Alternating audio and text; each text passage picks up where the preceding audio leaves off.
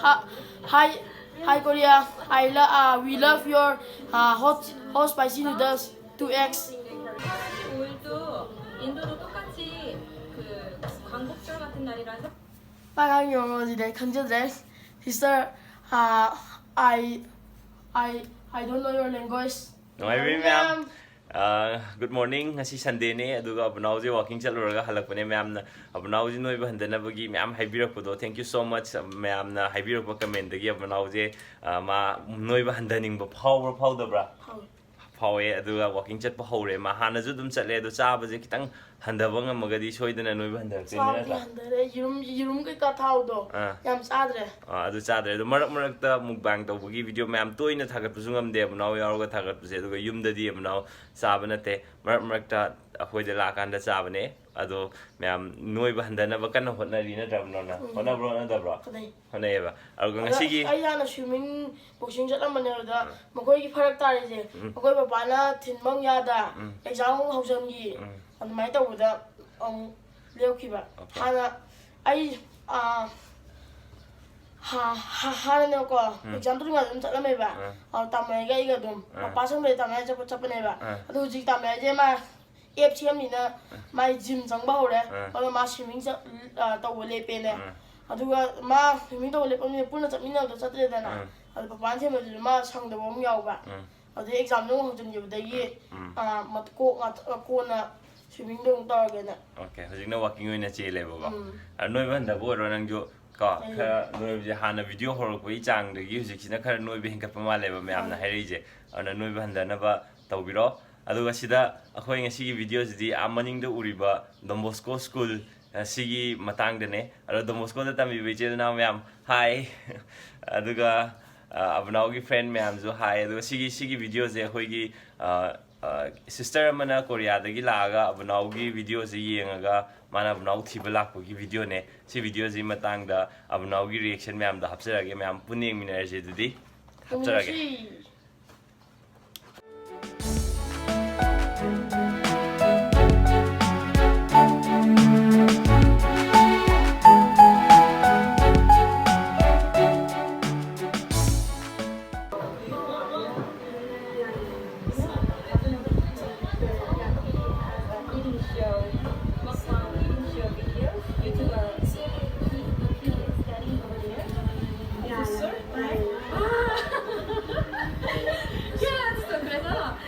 드디어 finally I found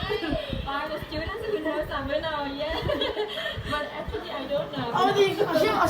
아시 원이네 난 아고이만 나 먹을 클래스 상가가 문화 티에나 하야 아이디가 파기네 레이네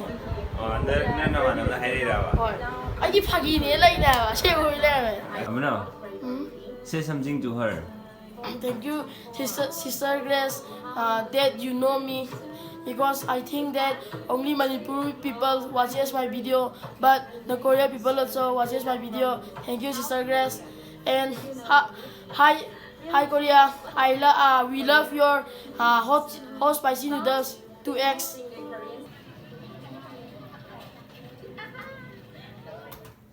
Asigi getche akhoi school gi dom sogi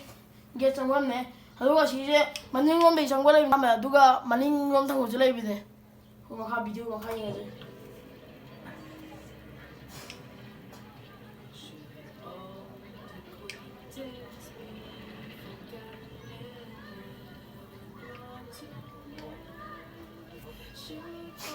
aduga akhoi sigi sidara idara lampak ne aduga sigi school gi jinga mathak jinga khaije asina koi gallery ga weba aduda koi gi hana koi gi scar ki NCC gi game chapado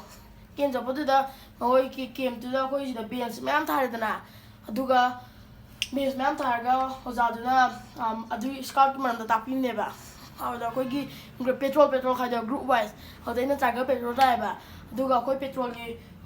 mi do tiger ne ba ada koi gi mi je puna mapan ne ba aduda koi gi leader oisina maming hajara ke leader direct ko da ma akoi leader oile adudagi second leader do vice captain gumba aduna akoi Dhaka loss ꯑꯃ ꯂꯩꯔꯦ ꯑꯗꯨꯒ ꯑꯇꯩ ꯔꯦꯁꯇꯨꯅ race ꯑꯇꯩꯗꯨꯅ ꯗꯥ ꯄꯪꯀꯥꯁꯅꯦ ꯑꯗꯨꯒ ꯑꯩꯒ ꯑꯃ hotel ꯑꯃꯗ ꯆꯥꯃꯤꯟꯅꯕ ꯂꯥꯡꯉꯝꯕꯗꯣ ꯃꯥꯁꯨ ꯌꯥꯎꯋꯦꯕ ꯑꯗꯨꯅꯦ ꯑꯗꯨꯒ ꯗꯥ ꯇꯨꯖꯤꯠꯀ ꯑꯩꯒ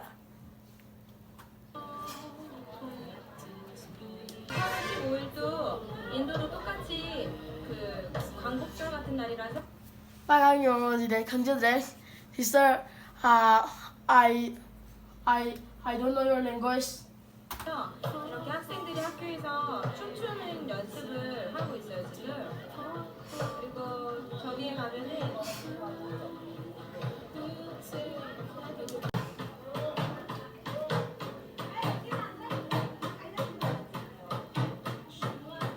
ꯑꯗꯨꯒ ꯁꯤꯗ ꯗ꯭ꯔꯝ ꯊꯤꯜꯂꯤꯁꯤꯅ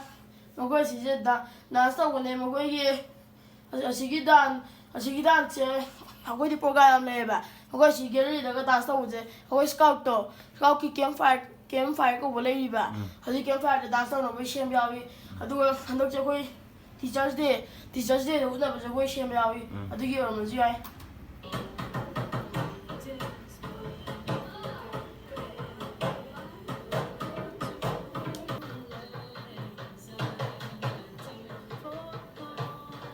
ꯃꯥꯗꯤ ꯌꯥꯝ ꯋꯥꯅ ꯕꯦꯛꯁꯦ ꯌꯥꯝ ꯂꯨꯝꯅ ꯊꯥꯡꯉ ꯂꯩ ꯑꯃꯔꯣꯝ ꯅꯣꯏ ꯁ꯭ꯀꯨꯜ ꯕꯦꯛ ꯌꯥꯝ ꯂꯨꯝꯕ꯭ꯔꯕ ꯑꯗꯨꯝ ꯂꯥꯏꯔꯤꯛ ꯌꯥꯝꯕꯗꯤ ꯂꯨꯝꯃꯦ ꯑꯗꯨꯒ ꯑꯁꯤꯒꯤ ꯕꯤꯜꯗꯤꯡꯁꯦ ꯑꯁꯤꯒꯤ ꯊꯥꯔꯁꯤꯕ ꯐ꯭ꯂꯣꯔꯁꯦ ꯑꯁꯤꯒꯤ ꯑꯁꯤ ꯀꯣꯅꯔꯁꯦ ꯑꯁꯤꯗ ꯑꯩꯈꯣꯏ ꯀ꯭ꯂꯥꯁꯅꯦ ꯑꯁꯤ ꯂꯩꯁꯦ ꯀ꯭ꯂꯥꯁꯁꯦ ꯌꯥꯝ ꯃꯊꯛ ꯀꯥꯗꯣꯏꯅꯦ ꯑꯩꯁꯦ ꯑꯌꯨꯛꯇ ꯋꯥꯀꯤꯡ ꯆꯠꯍꯧꯗ꯭ꯔꯦꯅ ꯈꯜꯂꯣ ꯁ꯭ꯀꯨꯜꯗ ꯑꯗꯨꯝ ꯋꯥꯀꯤꯡ ꯆꯠꯂꯦ ꯁ꯭ꯇꯤꯌꯔ ꯃꯌꯥꯝꯗꯨꯗ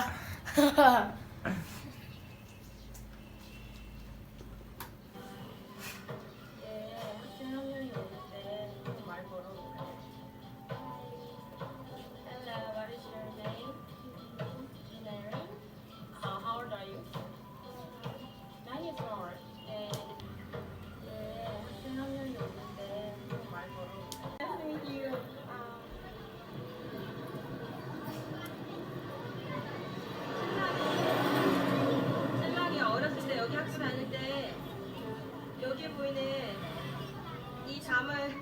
넘어서 교장선생님이 쫓아왔었대요. 또 어두가 시다 미용 살리제 아시 우리 돈보스코기 오자네 머닝데이 강의라나 머닝데이 영부터 강의라 머닝데이 마이 셰프도 누가 놓고다 이제 우리 서 아두디 강제들래 같이 그러지 산을 넘었었는데 미치겠다 진짜.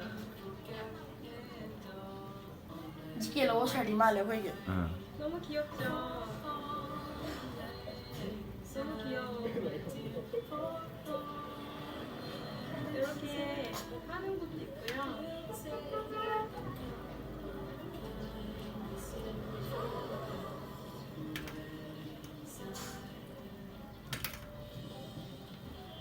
여기가 이제 학교 정문인 것 같아요. 초등학교 정문. ꯃꯌꯥꯝ ꯑꯁꯤꯒꯤ ꯒꯦꯠꯁꯤꯅ ꯑꯩꯈꯣꯏ ꯑꯩꯅ ꯉꯁꯥꯏ ꯍꯥꯏꯖꯕ ꯃꯅꯤꯡꯒꯤ ꯒꯦꯠꯇꯣ ꯑꯁꯤ ꯃꯅꯤꯡꯒꯤ ꯒꯦꯠꯁꯤꯅ ꯃꯈꯣꯏ ꯃꯅꯤꯡꯊꯣꯡꯗ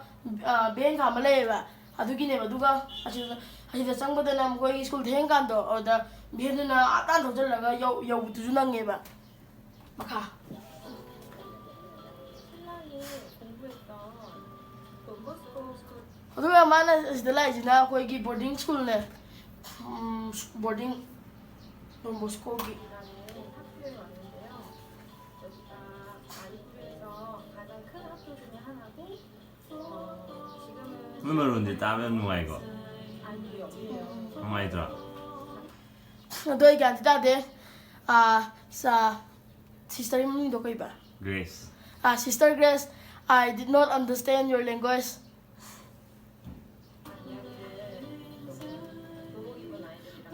ꯅꯪ ꯀꯣꯔꯤꯌꯥꯁꯦ ꯍꯩꯅꯤꯡꯕ꯭ꯔꯕ ꯀꯣꯔꯤꯌꯥ ꯃꯔꯣꯟꯁꯦ ꯍꯩꯅꯤꯡꯉꯦꯕ ꯑꯩꯅ ꯃꯥ ꯃꯊꯪ ꯂꯥꯛꯄꯗ ꯇꯝꯍꯧꯔꯁꯦ 이 코리아 좀 ꯆꯠꯅꯤꯡꯉꯤ ꯀꯣꯔꯤꯌꯥ ꯑꯗꯨꯝ ꯆꯠꯅꯤꯡꯉꯦꯕ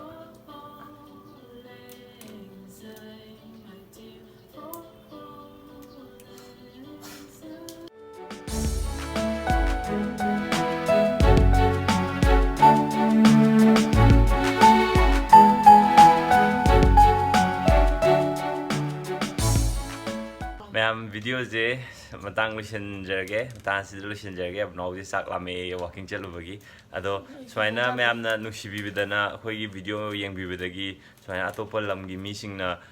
ga thiba lakwa si yam harawe amarom da pakat paju phawe ado nungai baju phawe good sense to di yam harawa nungai ba phawe ado mayam gi support tagi si pumna makam javane mayam ado video si nungai be di mayam like to view subscribe to view amasung share to view bye bye